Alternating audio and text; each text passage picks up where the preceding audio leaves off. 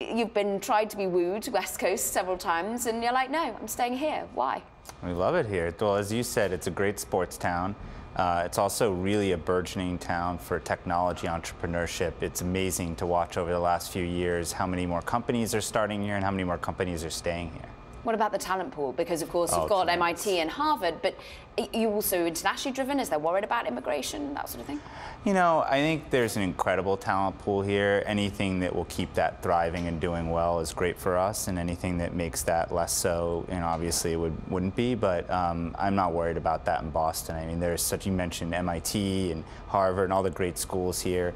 And also just an incredible population of international people coming through, students and the like. That's a real big reason why I think Boston has become a new technology hub, and I think will be viewed as that on the East Coast in the very near future. And despite poo-pooing some West Coast woos, you have, of course, kept the money rolling in. And interestingly, LA Dodgers part owner has recently helped fund the latest round of $100 million.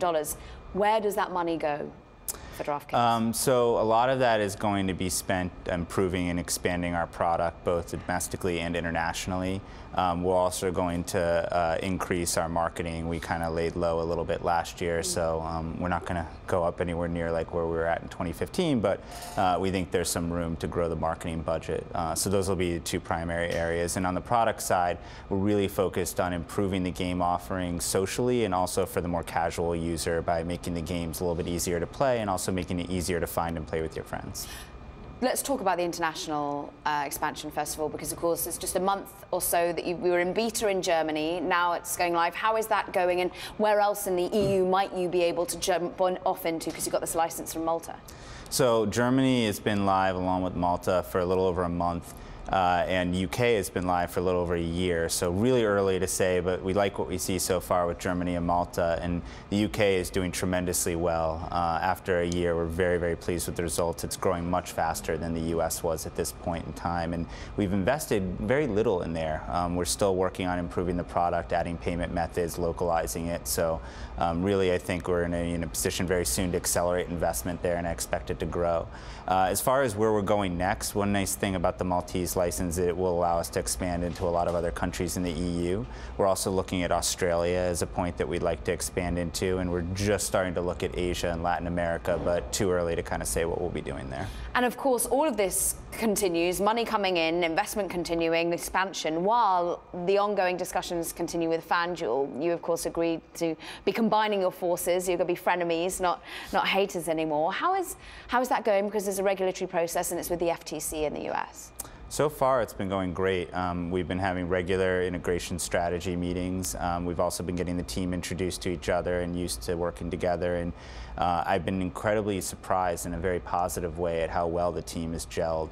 Sometimes you worry, you know, you look at how the two teams are going to come together. You have different cultures, and is that going to work? And what we found was that we were actually a lot more similar than different, much more so than we thought, which makes sense. We were both technology startups. We were both working in the sports space, very similar products, similar types of talent that we were hiring. So not surprising that we have similar cultures.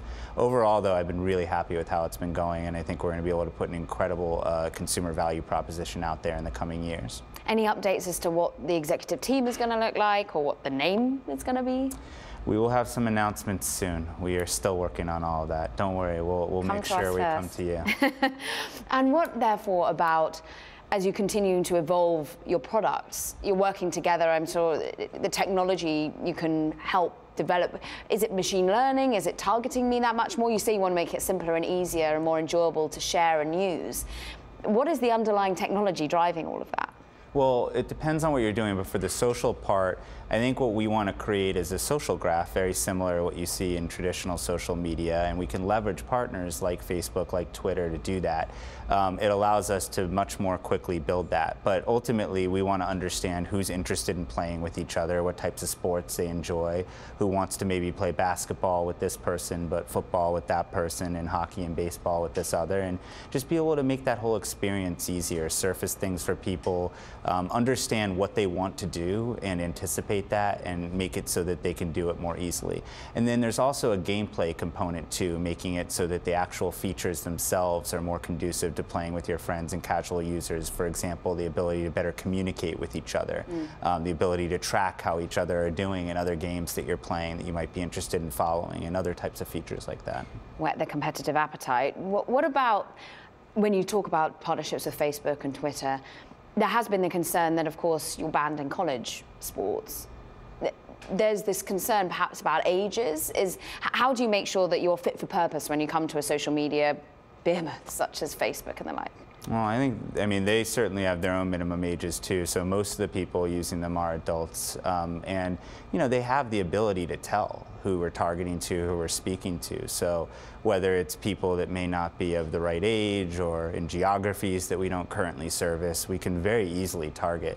One of the nice things about working with digital companies is that ability is there. And then when you take Facebook, for example, or Twitter, and you look at all the data they have on their users, it's quite an easy problem to address. Your favorite social media channel that works for you? I don't want to pick a favorite. I love them all. But does one work better or not? Facebook's great. I mean, there's such reach with Facebook that it's hard to beat. Twitter is also phenomenal. I personally use Twitter the most. It's a great communication tool for the company beyond just a place to acquire and engage customers. We've recently started focusing a bit more on Instagram, so that's interesting, and like to figure out a way to use Snapchat more.